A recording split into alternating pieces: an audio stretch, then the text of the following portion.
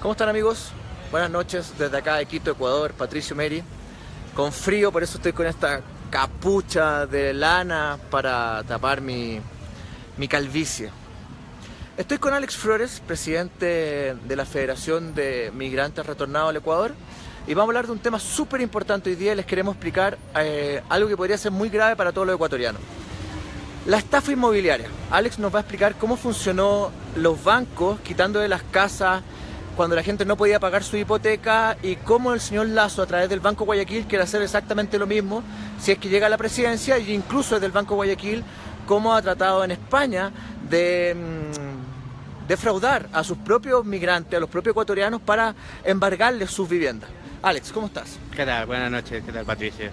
Cuéntanos cómo funcionó el tema de hipoteca, ya cuando les quitaban las casas a los migrantes ecuatorianos, y qué es lo que quería hacer el Banco Guayaquil en España. Sí, básicamente es en la Europa mediterránea, principalmente en España, donde después de la crisis y el estallido de la burbuja inmobiliaria, la gente se queda sin empleo y no puede pagar sus hipotecas, sus casas. Uno de los sectores más golpeados por esta crisis, evidentemente, fue el conglomerado migrante, y entre ellos la gran comunidad migrante ecuatoriana en España. En ese sentido, cuando te quedas sin poder pagar la hipoteca, el banco te desahucia. Hay que tener en cuenta que la burbuja hipotecaria inmobiliaria en España infla los precios de las casas, de los departamentos, a casi el doble, ¿no? Expliquémoslo en sencillo. Cuando tú no tienes plata para pagar la hipoteca, la lógica es que el banco te quite la casa. Pero en España, además de quitarte la casa, tú te quedabas con la deuda futuro. El señor Guillermo Lasso llevó el Banco Guayaquil a España y trató de comprar las deudas a los bancos para poder quitarle las casas y las propiedades de los ecuatorianos en Ecuador. ¿Me entienden? Lo explico de nuevo. O sea, en forma bien sencilla, cuando uno no puede pagar su casa, la lógica es que el banco te quite la casa, pero ya no quede más deuda. En España esa deuda se mantiene y tú tienes que seguir pagándola. El señor Lasso, a través del Banco Guayaquil, empezó a comprar esas deudas a los otros bancos para rematar y hacer embargos en Ecuador. Y gracias a una ley que presentó el presidente Rafael Correa se evitó.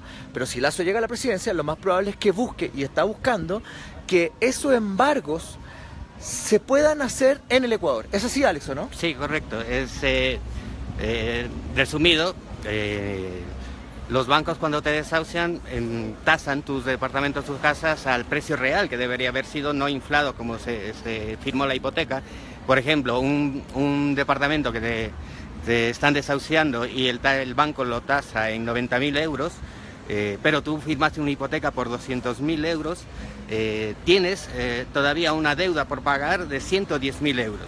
Es decir, te quedaste sin empleo, te quedaste en la calle, y encima una deuda de por vida de 110.000 euros. El presidente Correa lo que hizo al saber esto es prohibir a cualquier banco nacional o extranjero que pueda cobrar esas deudas con una dación en pago que se haya hecho en el país de origen, en ese caso España, en territorio ecuatoriano.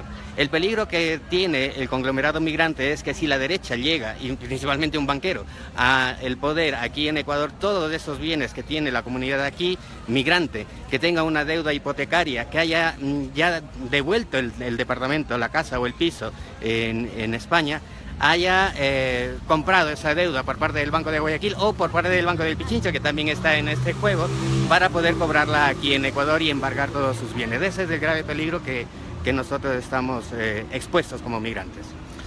Se fue el feriado bancario. En el feriado bancario se fueron 2 millones de ecuatorianos al extranjero, muchos se fueron a España, a Estados Unidos, distintos países. Trabajaron, compraron propiedades, también compraron propiedades acá en el Ecuador. Viene la crisis, la burbuja inmobiliaria en España, no pueden pagar la hipoteca en España y le quitan la casa y se quedan con la deuda. Pero el señor Lasso lo que busca es que por la deuda que tienen allá en España, él les pueda embargar sus propiedades en el Ecuador. Eso en Ecuador está prohibido hoy día gracias al gobierno de la Revolución Correa y del presidente y de la Revolución Ciudadana.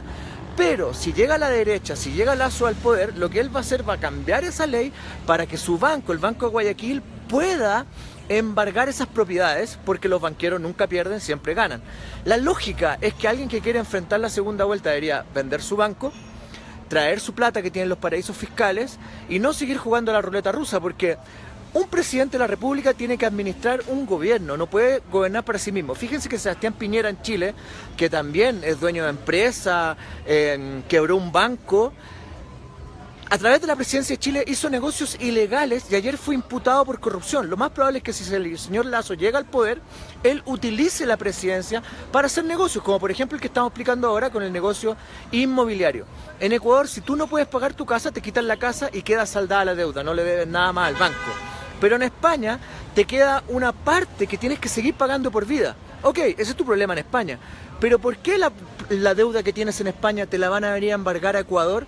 Se fijan el peligro de lo que eso significa. Y el señor Lasso trató de comprar las deudas en España en contra de los migrantes, de sus propios migrantes, para embargarle sus propiedades en el Ecuador. Así es, Patricio. Entonces, esa figura que tú comentas se llama dación en pago. La dación en pago. Dación en pago. Dación en pago. Eso es la lucha que ahora mismo la plataforma de afectados por la hipoteca, la PA, en toda España, sigue luchando.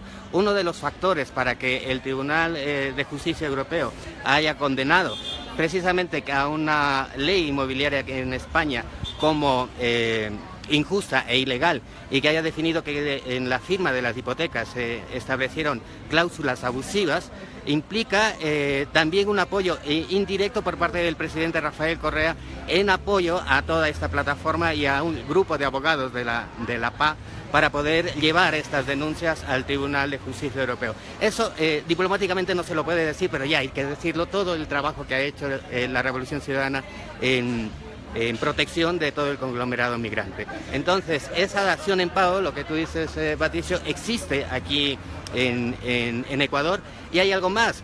En vista de que esa burbuja inmobiliaria fue tan nefasta en España, la ley de plusvalía, precisamente, que está llevando a cabo, el presidente está apoyándose y se está dilucidando su legalización, es precisamente, si ustedes analizan la fórmula de la ley de plusvalía en Ecuador, es básicamente para evitar que se genere aquí una burbuja inmobiliaria igual que es la que se padeció en España. Y en ese sentido, claro, los terratenientes, los especuladores y los banqueros están en contra.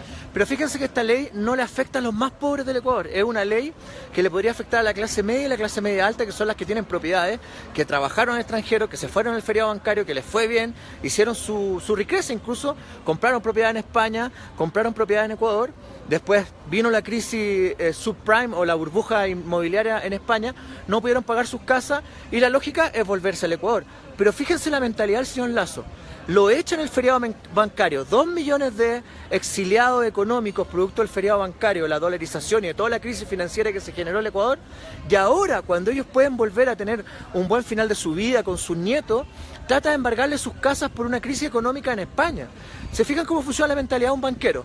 Entonces hay que hacerse la pregunta: ¿el banquero va a gobernar a favor de su banco o a favor de todas las personas? Este es un tema que afecta directamente a la clase media y media alta que tiene propiedad en el Ecuador y que podría ser embargada a sus casas porque pasan por un problema económico.